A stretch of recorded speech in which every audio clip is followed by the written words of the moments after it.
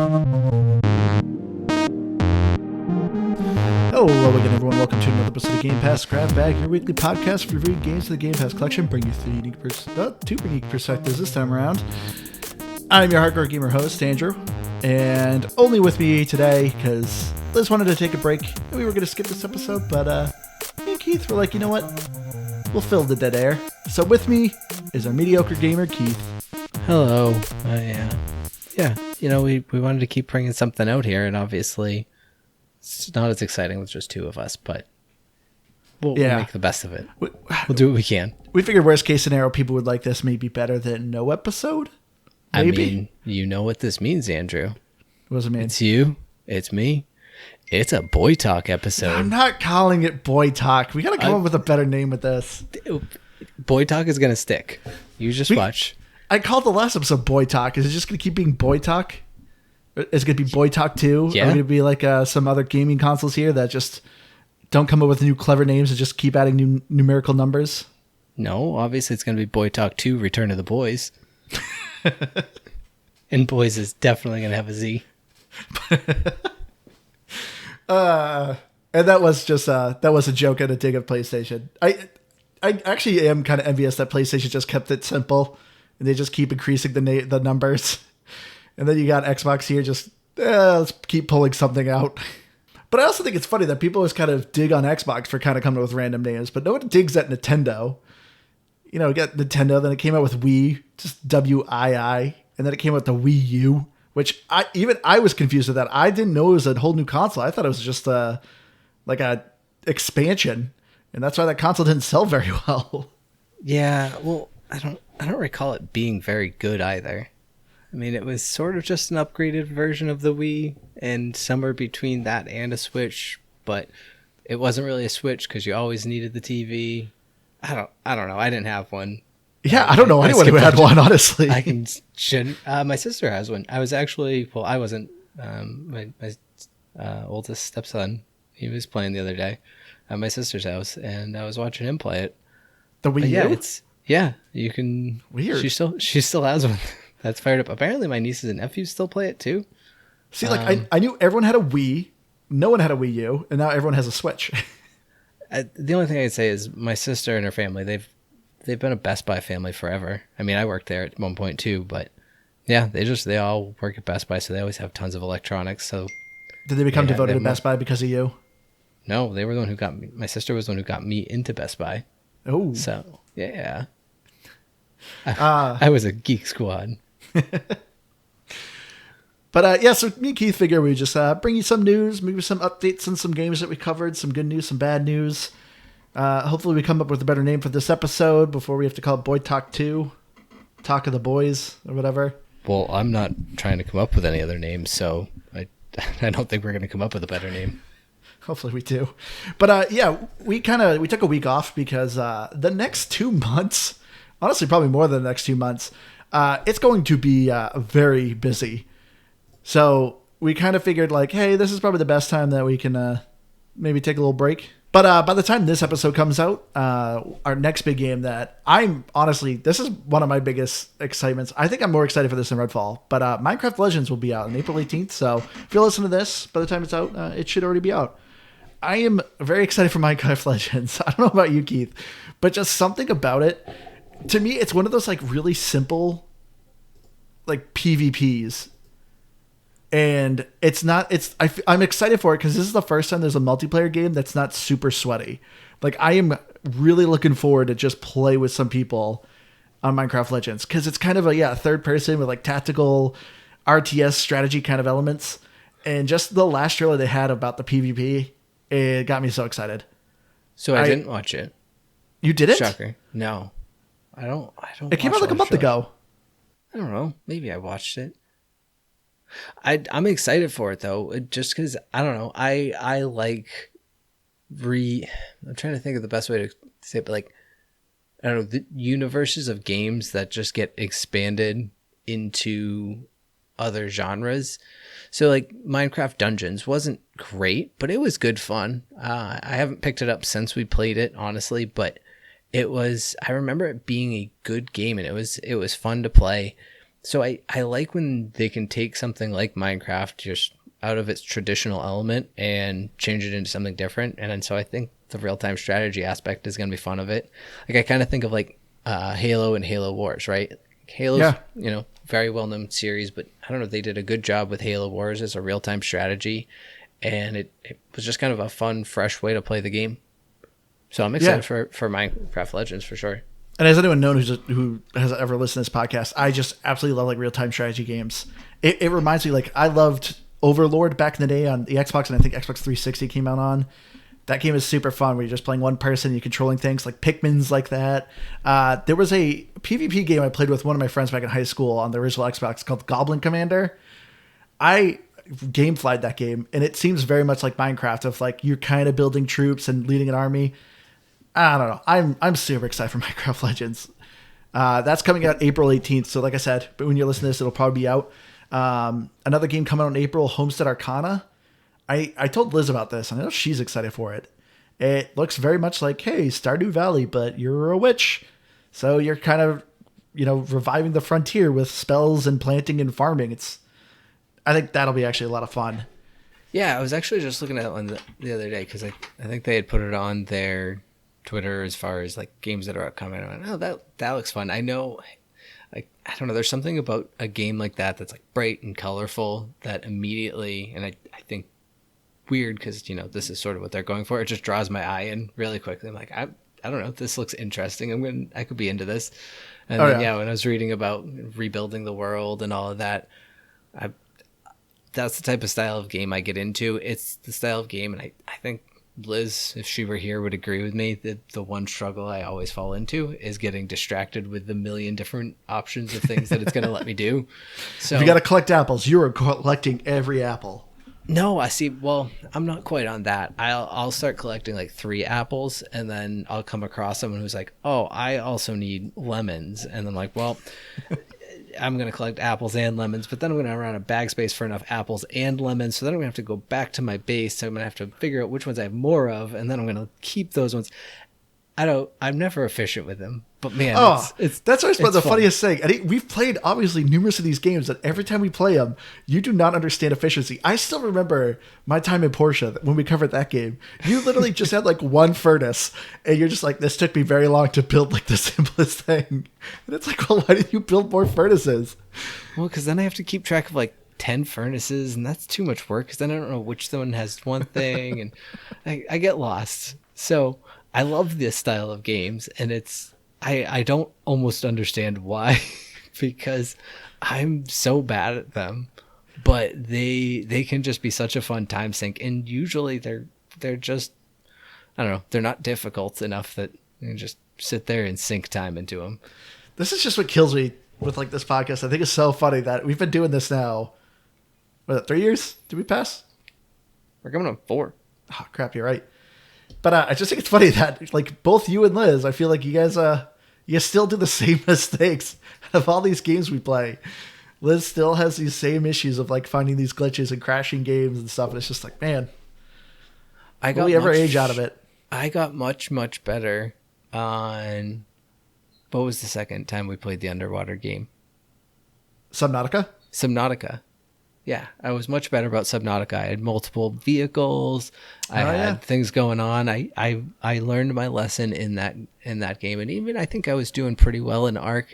Where I struggled in Ark is I jumped into a multiplayer with you where a lot of stuff was already done, so I was just behind enough for anything to matter. Because if I recall, I was building some awesome spike walls, and there was nobody getting through our spikes. Yeah, I think we crashed into them more than anyone. They worked. They proved to be efficient. That's all I'm saying. But the last big game coming out April 27th, that I know this was on top of Liz's chart for most anticipated. I think you mentioned it a lot too. Was it's The Last Case of Benedict Fox. I do remember talking 2D, about it. like Metroidvania style, Lovecraftian. Okay. With detective work in it. You've resold me on it. I don't remember.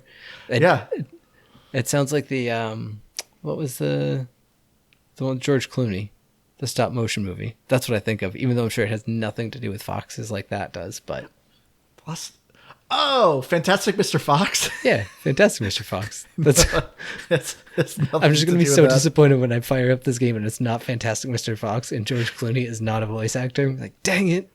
I don't think there's any foxes in it either. So that's going to be even worse. I'm going to be so disappointed because I'm going to forget by the time that we get to that game. But I'm right now very excited. I cannot wait to pet these foxes. May is going to be a very busy and popular month for us as well. Early on in May 2nd, Redfall is coming out. That is another one of Liz's highly anticipated. I mean, it's one of mine. I'm really looking forward to Redfall. I love Arcane everybody, Studio. basically. Yeah. I mean, it's kind of like one of the biggest games to be coming out this spring, I thought. Yes, but I don't know if you heard today, there was some bad news that was released about it that Internet being Internet is, very upset about. I don't know if you saw. I did not. So it was announced that when Redfall comes out, there will only be a quality mode and not a performance mode. So right now the game, when it comes out, will only be locked at 30 FPS. Okay. Which, I mean, I get it. It's not as buttery smooth. I understand the issue, but is it for always or is it temporary? Because if temporary. It's just how it releases, then who cares? Like, yeah, it stinks. A lot of people care. I personally don't. Well, I'm not saying you do, but who cares? Especially if you're playing it on Game Pass. Like, right, you're saying that a game on day one isn't going to be its best. Now, granted, yes, I would like a game to be fully built. It would be nice, but if it works, I don't know. If it functions properly, and the worst thing I lose is a little bit of the quality that I'm gonna be able to have ultimately, anyways, I don't care. I genuinely don't, and I know that you're not arguing that it should be mattering, but yeah, that's a low issue for me. Same here. Being able to play it, especially if it means I can play it, and if it means like, oh, it would take us 3 months to delay the game to release, and then it'll be out and it'll have quality and performance mode. Screw that. Give it to me today, and I'll just play it on the mode you have. See, I'm 100% with you too, Keith. Because this is mostly a single-player game. In the multiplayer is co-op. So for me, I don't care if something's locked at 30 FPS as long as it's not a competitive multiplayer game. Because I'm with you. I'd rather play it as long as the game is stable and doesn't have bugs and isn't crashy and buggy like Cyberpunk was when it came out. I don't care. I mean, and like you said, it's on Game Pass. So it's like, I'll play it. I mean, heck, how many games go to Game Pass and game preview that are a buggy mess? But it's like, I'm glad I get to play it. Grounded, I'm glad that game was released and was just kind of fed new patches and stuff like that. I had a ton of fun with that game and I was glad it did. Valheim just hit Game Pass. That's still in game preview.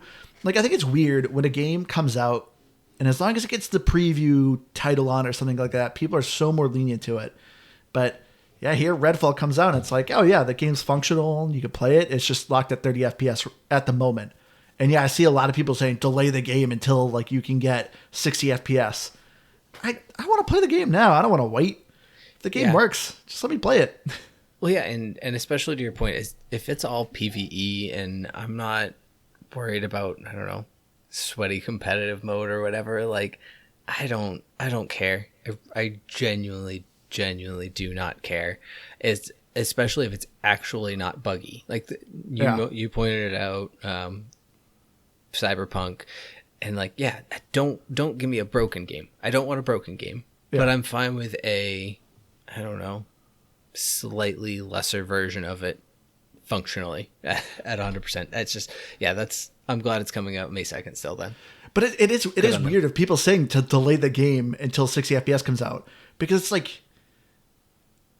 like if you are so adamant that you need a 60 FPS version, then don't play the game. Let other people enjoy it. Is it a streamer thing? They don't want to stream it because it's not going to look good and it's going to be bad for their stream. And I'm asking half facetiously, but also seriously, is that a thing? I don't know. I think it's just the internet being internet, being little. I mean, yes, we are, attempting to be online content creators as much as a streamer is. I mean, you stream your games as well sometimes, but I don't know. That just seems like a very big, I'm a big streamer and I'm Ninja and I don't like that. Shut up. Except if you're, if you're listening to us and you do that, cool. I like you. I do. I just don't like the big annoying ones like that just decide to, Nice control how the backpedaling there, game is. Keith. No, I'm just messing with you. exactly what I'm talking about. But some other games that are coming out. May 4th, just got announced, Ravenlock. I don't know if you remember that, but that was like the third-person action, was voxel style. It kind of looked like, your young girl with a sword and shield. It looked like it was slightly Alice in Wonderland-esque. Vaguely. I'm going to pull that one up right now because it sounds familiar, obviously, but no. May 11th is Fuga, Melody of Steel 2, which I can't remember if I mentioned this in one of our last Boy Talks, but this was another... God, I can't believe I just called it Boy Talk. It's a really actually interesting turn-based RPG where you're playing a bunch of children that are controlling a tank, and you have to switch the children out to get different guns in order to do the battles. I played it over xCloud because xCloud, to me, the best thing about xCloud is playing these turn-based RPGs.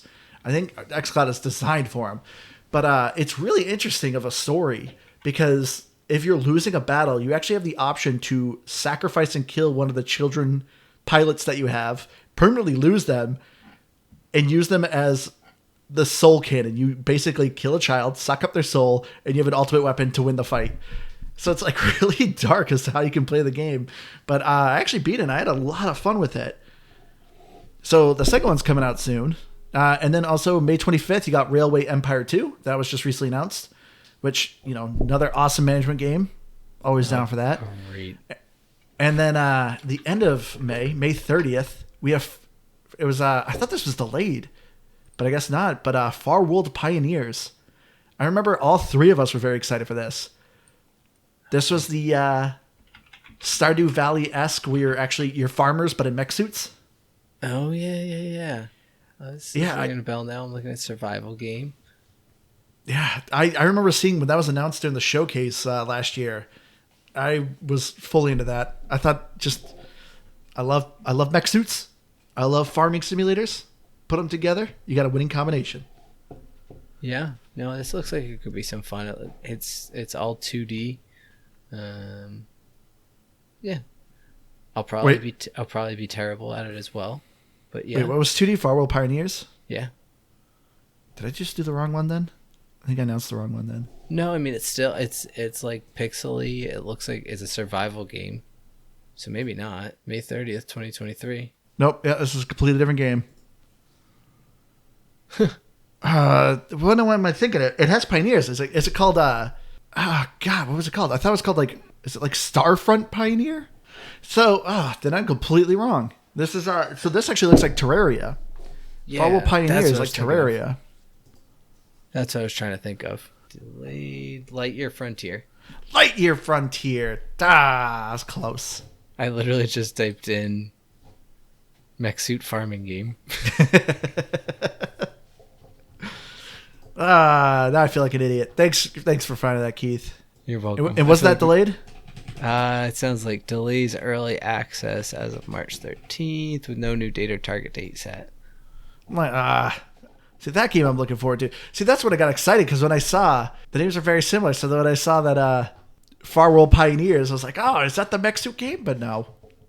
Instead, it's like Terraria. Yeah, right now it still just says initial release 2023. It doesn't have an actual date. That makes me sad. But yeah, so we're definitely gonna be holding off on listener requests because we're definitely gonna be tied up with some games the next couple months. But to get into some news, so recently we never actually covered it, but I know we did it in our last talking episode. I'm just gonna call it that, Keith. Power Wash Simulator has more content coming out. Those? Who's talking on what? On those episodes? Me and you. Oh, the boys. The Keith and Andrew talk. But we talked about how we were playing Power Wash Simulator, and yeah, they just recently came out with the Final Fantasy VII crossover. I think, yeah, they did a Tomb Raider crossover, and they just teased that they're coming out with more DLC. So if you're into Power Wash Simulator, which I know I actually beat that game, which I forgot to mention. I think I mentioned to you when we talked about it. You can and did beat that game. I'm not sure which one is more strange. No, I don't want to say strange. It took a lot of time too. There's Yeah. a lot to clean. There was, I mean, honestly, there's at least, I don't know, one of the levels. I felt like I was there for like an hour and a half. It was just like going. Oh, around, and like, I did it all solo. The final level is a massive temple you got to clean. Gosh, that sounds good.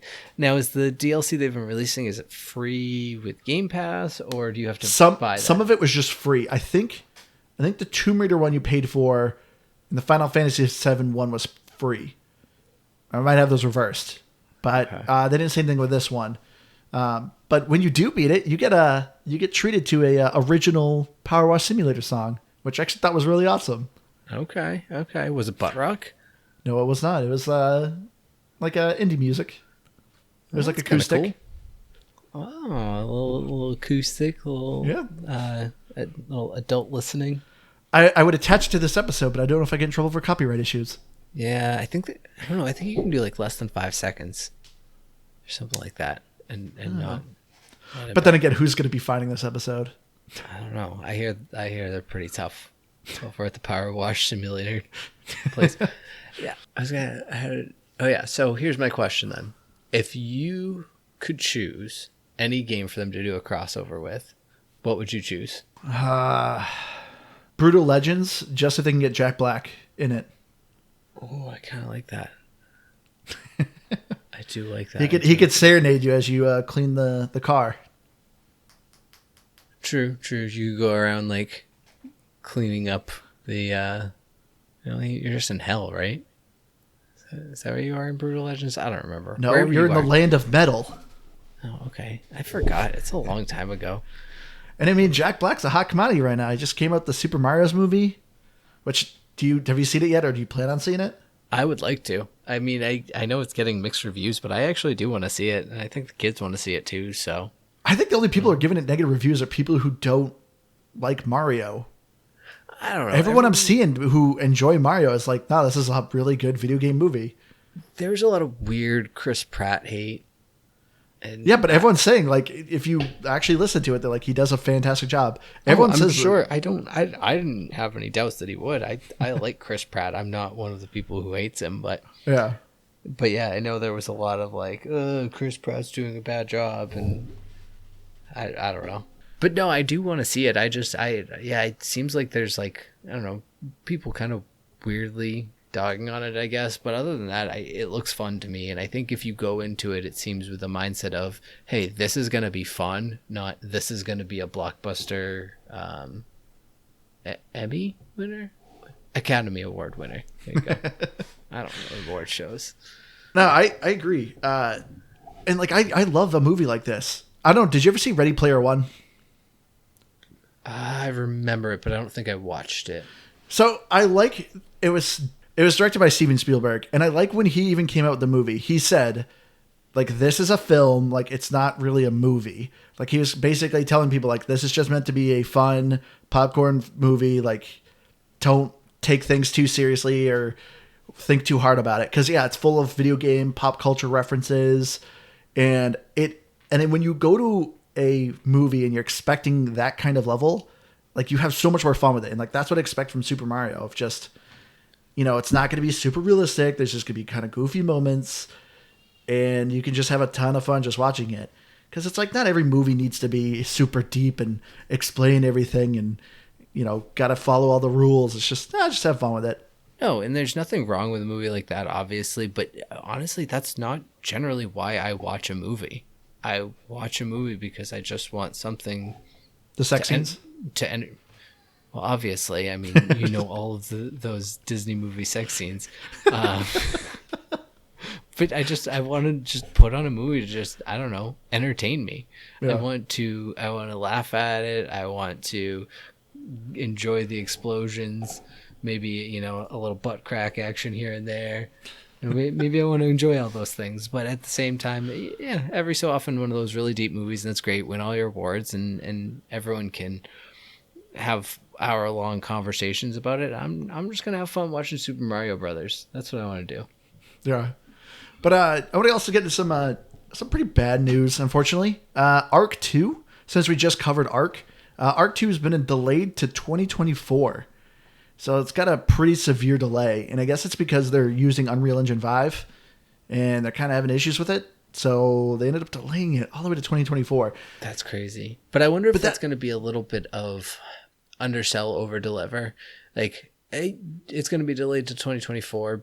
They say that, but realistically, maybe they, like Q1 2024, which is a whole year. That's a long time. But going back to Redfall, if it's a matter of, hey, we just can't put an actual playable game in front of you, and hey, we can't do 60 frames per second, that's kind of the difference there. And it sounds like it's probably the former, where it's just they don't have an actual functional game to put out.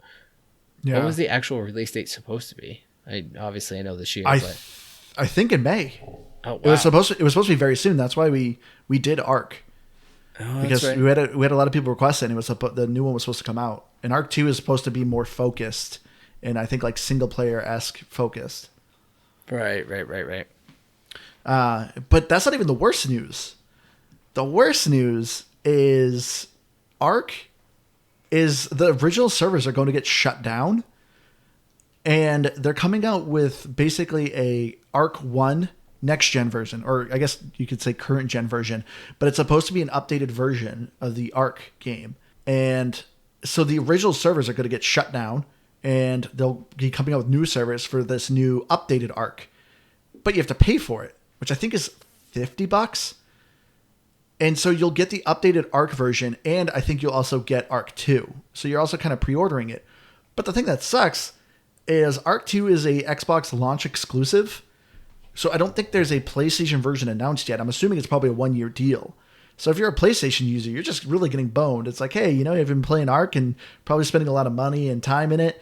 Well, you can't play it anymore unless you spend $50, and then you can get to play it again. So it's not a good look. I don't know why they decided this. It's really odd.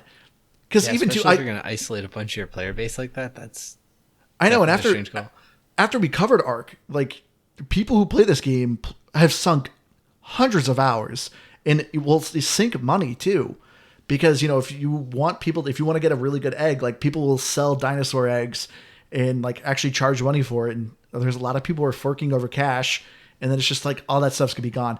I will say they did say your progress will carry over. If you're playing the original Arc to the new updated version, your progress will carry over.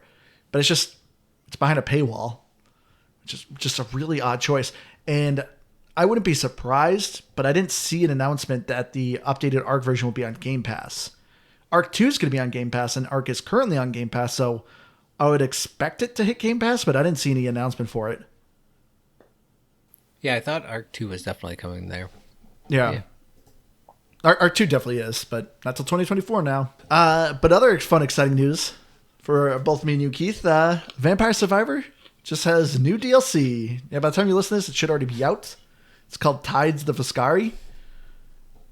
And, I'm assuming you're getting this, Keith? Yeah, and it means probably by the time that this episode comes out, I'll probably sunk another 20 hours into it. And I'll probably already beat it. So we probably won't have another game episode next week because you'll be playing this again. I mean, this one sounds significantly bigger. There's going to be 8 new characters, 13 new weapons, 7 new soundtracks, and a new map. And I think 20 Xbox achievements. That's pretty cool. I mean, I don't know. I think the last time they had new achievements, it was like 10 of them. And it wasn't anything crazy from what I remember. It was a lot of just like, I survived 30 minutes with this character, or whatever. So which their achievements have always been pretty basic and easy.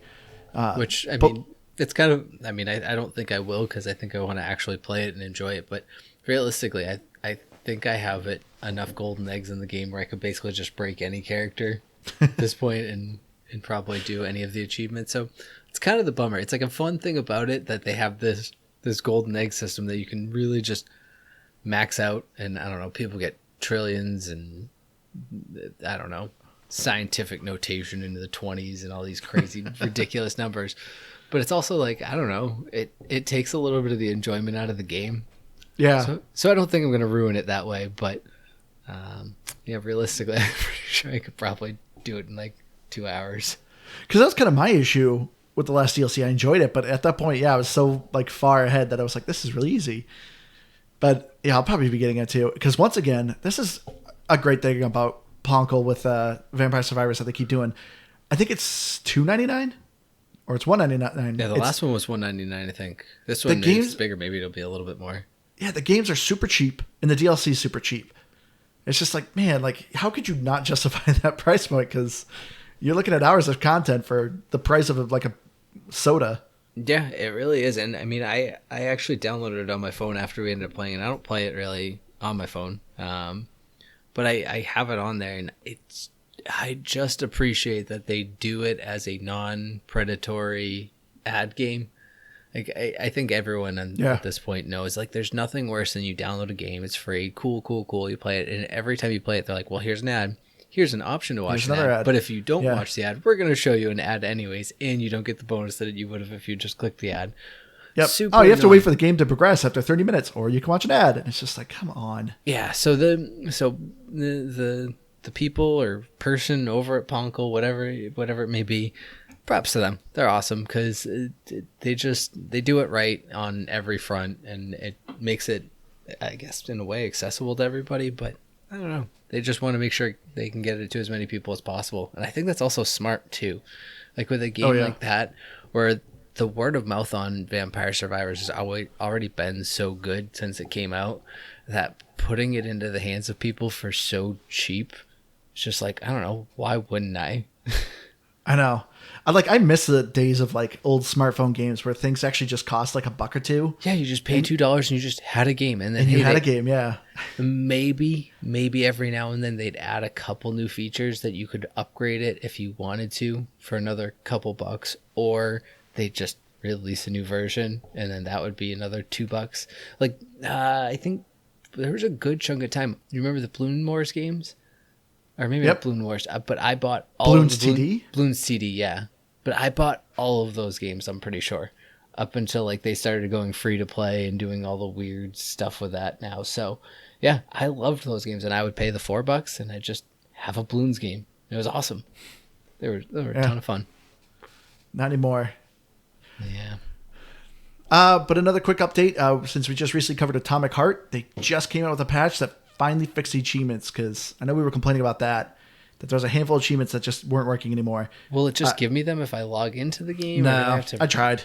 That stinks. I've still been working on Atomic Heart. I'm almost to the end. Have you picked it up anymore? No. I was gonna say I thought about it, but I never did actually, because also after we beat Civilization 6, well, not beat. After we finished playing Civilization 6, I think I sunk another probably 10 to 15 hours into that. I started myself a new game. I think I did just one of the other scenarios, but the scenarios, again, I know we talked about it, but they're a ton of fun, and they're like usually less than 150 rounds, I think. And like the one I actually started playing, it was what country? I want to say like Holland. Like you were like 3 different groups of like Dutch families that were like settling Holland or something like that, and you're I don't know, trying to prop up like certain cities based on like the little like city states that pop up.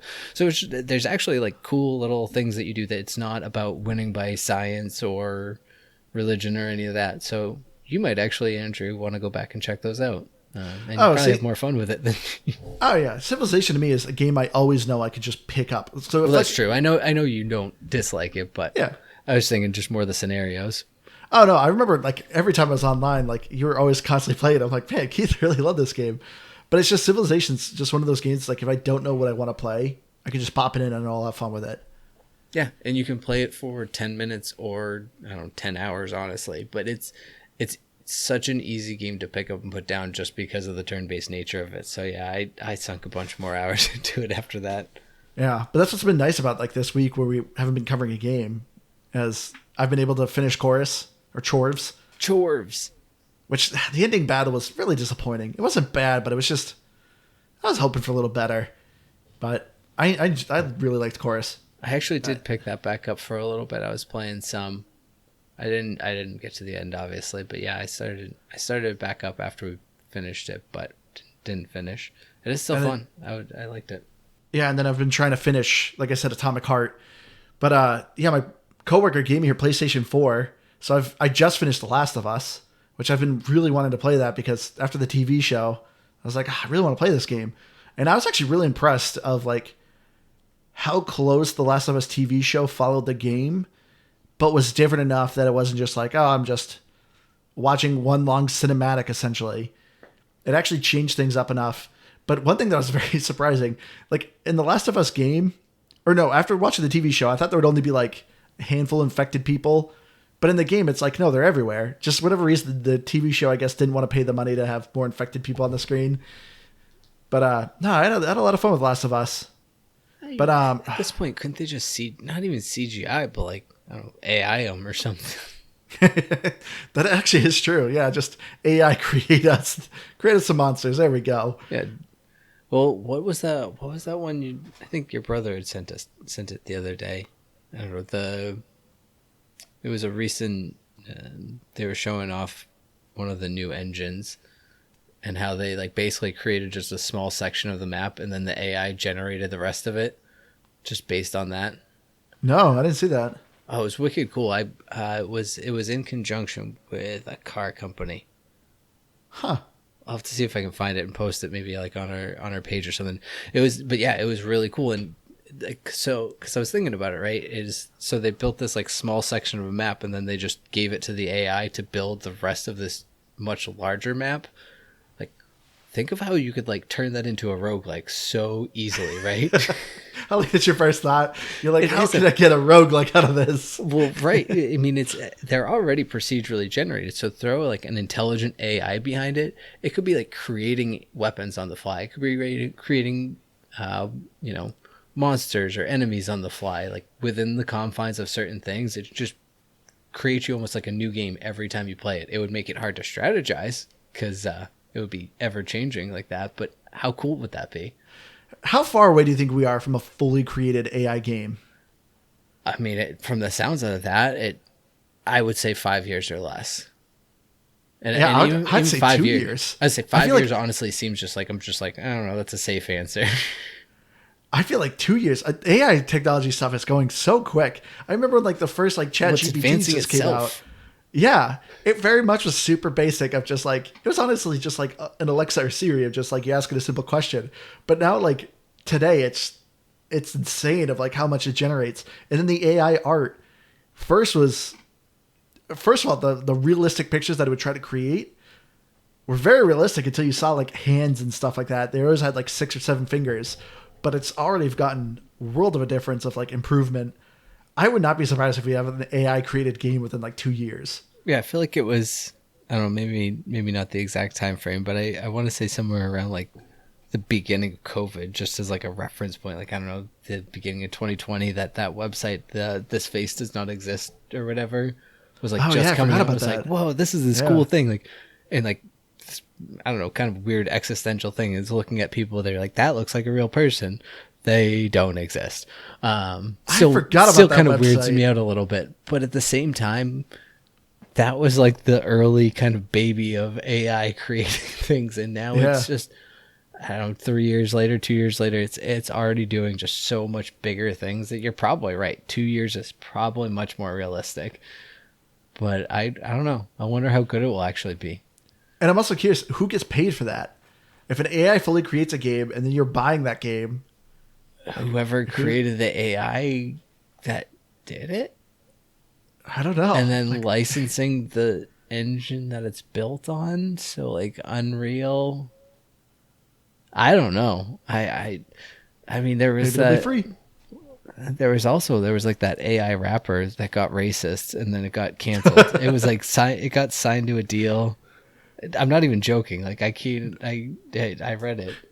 No, that was like all of them. Do you remember there was a Twitch channel? Yep, there was the Seinfeld Twitch channel. Yeah, that it got like transphobic, and it's like got shut down real quick. Yeah, these AI, I don't know. Maybe they're not so good. Maybe we should really think about reeling them in a little bit. Because it seems like they always go to really dark places, and I don't think that's ideal. I know, because like that's the thing. It's like it's only a matter of time till someone gives one a gun, and goes real racist or just starts hating people, and we got Terminator all over again. Yeah. So then it figures out time travel. It's a whole thing. Yeah. But I also wanted to cover some other games that we've been playing this past week. Just recently, I really want to make this announcement because I've been freaking loving it. And you got it. Honestly, Keith, you got to get it. But Inscription, it just hit Xbox. It's been on Steam. I think it's been out for about a year now. And I think it's been on PlayStation as well. But it just hit Xbox. And I heard a lot of good things about this game. And I was like, all right, you know what? I'm going to get it. It's $20. Highly recommend it. It's a card game, roguelike, but it is just awesome. The aesthetic of the game is just super cool. I'm gonna try not to explain too much. I want to explain this game, but I don't want to say too much because there's a lot of just meta things that are going on in the game that are just like, it's this puzzle that you're kind of unwrapping, and it's just the card mechanics are very basic. You know, you have these creatures. You know, some of them need to have a blood cost, so you need to sacrifice another creature in order to play it. Really simple. You just got to get 5+ more damage to the enemy than he's doing to you. So it's a scale system. You know, if you take 2 hits, then you got to do, a total of 7 damage to the guy to win. So it's really basic, but just the meta and the story in the game, I am loving so much. I knew I would enjoy the game because I love card games. You know, I grew up playing Magic the Gathering, Pokemon, Yu-Gi-Oh! So I was like, okay, card game, roguelike. Yeah, it is awesome. Absolutely awesome. Like Slay the Spire type of card game? Yes. Okay. Well, yeah. Different in how it plays, but like... Yes, very that similar. Type of because deck building, not like... Because I don't know Magic the Gathering, but I know enough as far as like... You have to like lay down certain cards to play other cards and things like that, right? Like, is it that style of cards or more just like when I say Slay the Spire, I'm thinking like you can just play whatever and it's about trying to play the right strategy of them. It's a little more like Magic the Gathering. So you don't have like mana or anything like that. But like I said, some creatures have a cost. So some of them are free and you can kind of play them down. They're obviously pretty weak. You can normally get a squirrel card, which is free. They obviously don't do much. Their main purpose is to essentially be sacrificed because some cards have a blood cost. So if it has 2 blood drops on it, you need to sacrifice 2 creatures in order to summon the card. And then eventually you get some creatures that have a bone cost. And that's every time one of your creatures die, you get a bone token.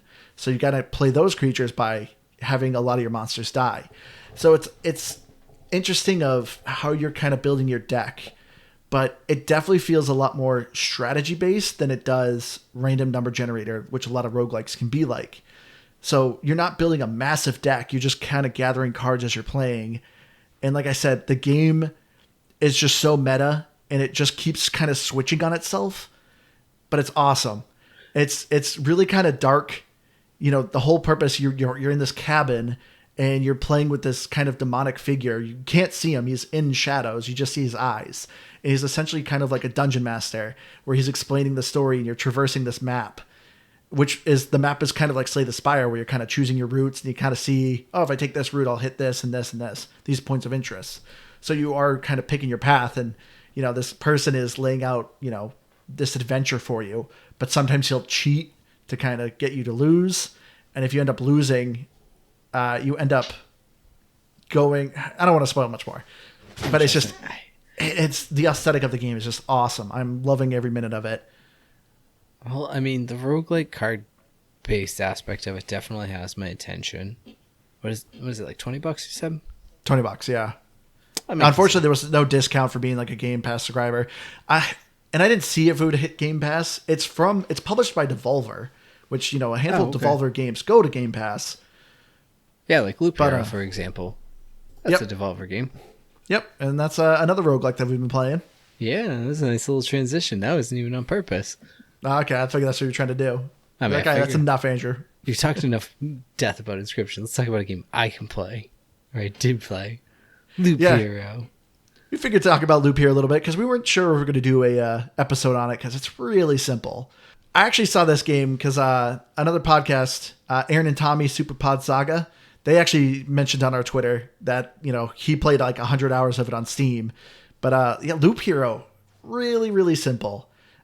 Keith, as the roguelike expert, tell us about it. What do you think of it? So, the thing about Loop Hero, it doesn't even outright call itself a roguelike. I mean, I guess it does if you look at the description, but it's not super. Well, no, it doesn't. What other way can it do it? You never boot up a game and says this is a roguelike. Well, no, it talks about being like a strategy based with the, you know, building the land and things like that. But it's, I don't know, it's pretty obvious in the name Loop here that you're going to be getting a roguelike. But what I like about it is I don't want to say it's not your usual roguelike, but it feels different in the aspect of I mean, for one, it's kind of an auto battler. Yeah. So you get these cards as you play through, and you get to place them around the map and kind of build the world around you. And as you do that, you're picking up items, prove your character's stats, etc., etc. And then you take all of the things you earn on each run and spend them. Typical roguelike. But it's the kind of world building aspect that I like to it. But you and I were talking about it last night, Andrew, and the thing that I do hate is it's so heavily on the RNG. Yeah. Like so when you're building your deck, you can limit, you have to have a certain amount of cards of each certain tiers, and I don't know how they tier them, but you have to like have certain cards but not go over certain cards, and that's all fine. I built like a very minimalist deck, and I was still just not seeing certain cards in that deck like ever. And it's just like I get that it may be a lower spawn rate, but when you have next to no cards coming out of your deck, it should populate more than it does. So it's one of the things that I'm kind of, I don't want to say I'm already fading on it. I've probably already put a good 15 plus hours into it if I were to bet. I think I've unlocked all of the characters. So there's a warrior, a rogue, and a necromancer. The necromancer's a ton of fun. Just spawns a bunch of like skeletons that you can improve. But I don't know, it starts to get super grindy, and that's sort of where I'm at right now. And it's fun, but the premise of the game is that your character just runs in a loop around the set map, or set path, and each loop gets progressively harder. And I always go one loop too many, which I get is the point of it, but it tricks me every time. And that's kind of my other thing that annoys me is you'll breeze through. You're like, this is so easy. And then out of nowhere, it just flips a switch and you just die. So, but you at least still get some of your rewards. You do. You die. And as you go through, you can unlock more things to like have revives and take everything with you, even if you die, I think. So there's ways around all that. But yeah, I think my best tip if you're going to play it is, if you're getting higher up there and you have a bunch of stuff, you know, don't feel like there's any shame in just retreating at the end of a loop. And that loop 6 or 7 I noticed to be kind of a sweet spot. Yeah, 6 and 7 seems to be it. I think I've made it past 8 once, but I've still yet to fight a boss, so I don't really know. So you give it a game? Yeah, I definitely say it's a game. It's not the best roguelike, but if you like roguelikes, it's a fun experience, and it's worth checking out for sure. Because I don't know, it's small, so it downloads quick. And actually, too, this is another game awesome on cloud. It's pretty much constantly auto-saving, and even if it doesn't for like 30 seconds, a minute, you really don't lose much. Like, and actually, the runs are quick. I was cheesing it a little bit, actually, even just playing on my console. Is I was so close to the end of a loop and I kept dying at the last battle. I found I could just exit the game and reboot it, and it would let me fight the last battle. And I finally like crit one time enough to get past it and finish my loop. So, yeah, I mean, you can do that, but realistically, yeah, it's a great cloud game. Like one of our friends was talking about it. He said, "Oh, this would be great if it were a mobile game." And well, lucky you can boot it right up on your phone and play it on the cloud, and then it's a mobile game. So yeah, I would definitely check out Loop Hero, especially if you're like me and you're itching for a new roguelike. Yeah, I agree. I'd give it a game. The thing I mostly have been enjoying about it is the story. It actually is a pretty decent story of the world's disappearing. People are losing their memory. And so that you're essentially trying to rebuild the world by doing these loops and getting these town cards and like rebuilding the map. Yeah. So I mostly like it for the story, but I do find it a bit repetitive, but it's super simple and easy to pick up and put down because you're doing a whole lot of nothing, just kind of placing stuff and changing your equipment. But yeah, give it a check, give it a try. I like it. But yeah, I think we'll wrap it up here, Keith. Unless you got anything else to add. No, I mean, we play other games, I guess, but let's keep it a Game Pass. except for when you talked about Last of Us and Inscription for a while. But we'll keep it to Game Pass. I just would like, I just thought people would enjoy some other things that we're enjoying, I'm not saying they don't, but you don't let me enjoy Boy Talk, so I gotta not enjoy things that you enjoy. Hopefully by the time I edit this, I come up with a better name. I don't care if you do. I'm only gonna call it Boy Talk. And don't forget that I have access to our Twitter account too. So no matter what you post, I will make sure that Boy Talk gets out there. All right, everyone. So we'll wrap it up here. If you have any game suggestions, please give them to us. We may, like I said, probably delay a little bit since these next couple of months are going to be pretty busy. But if you would like, you can email us at gamepassgraphic@gmail.com. Or if you just want to write a letter and say hi. We always like hearing from you all. You can find us at our Twitter, Facebook, GBGBpod. I'm on Xbox Live at Firebird0952.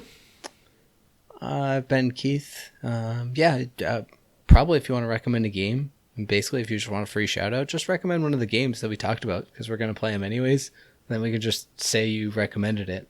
And there you go. And Keith will give you a rating. I will. And if you don't want to do that, like Andrew said, just send us an email and just say, hey, give us a shout out. And I've said it before, as long as it's not something that'll get me in trouble because, it's like racist or just outright mean or something.